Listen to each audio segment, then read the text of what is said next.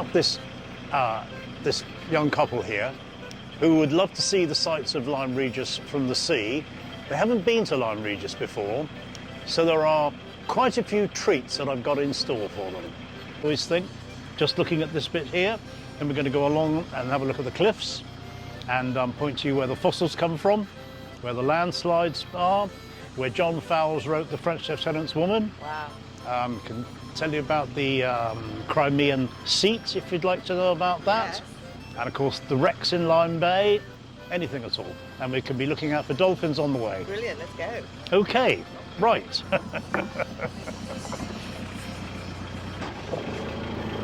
So just there we have the high wall, just here where Mill Street stood in 1980. Up there, which you can actually see quite plainly this morning, is something called the Crimean seat.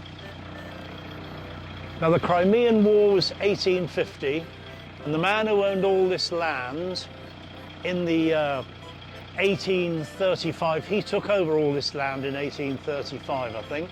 This is the Pinhay Estate, and he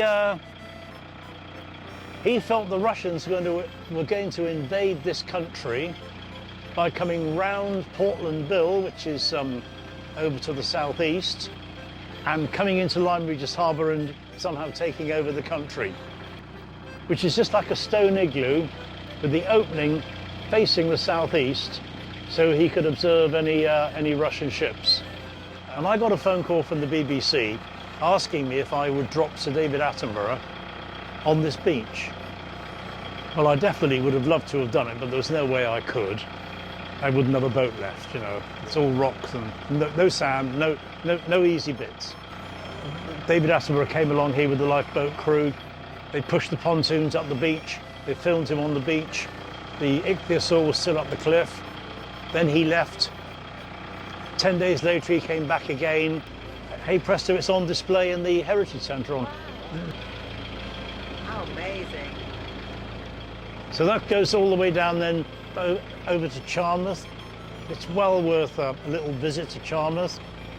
And then across, if you have an extended tour, which probably would be a couple of hours on the Platinum tour, then we would take in Stonebarrow, which is the next sort of cliffs the other side of Charmouth, where there are a lot of cliff falls.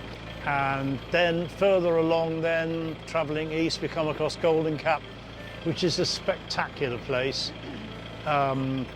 619 feet high, the highest point on the coast this side of Beachy Head. So someone told me that there's like a wreck here, but it's actually haunted. Is that Well, true? it is haunted, yeah. So, it is 1.3 miles off Lyme Regis. Yeah. Pretty well due south, and it was a ship that was torpedoed there in March 1918. Thank you so much. Will we be able to go on the Golden Cap tour? Definitely. How do we book that? You just go to my website, harrymay.com. Yeah. Bye, Harry. Thanks. Bye-bye! Tell the camera. Okay, folks, so who's next then? We do sightseeing trips all the time, so if you want to come out and have a look at the cliffs from Lyme Regis, please give me a ring or book on my website.